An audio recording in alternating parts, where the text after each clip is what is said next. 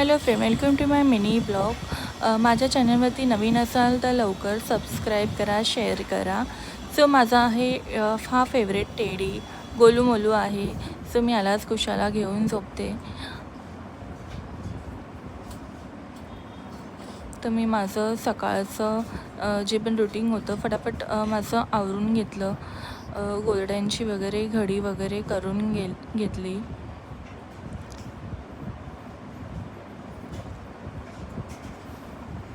सासर आणि माहेरमध्ये ना कुठलंच घर हे मुलीचं नसतं.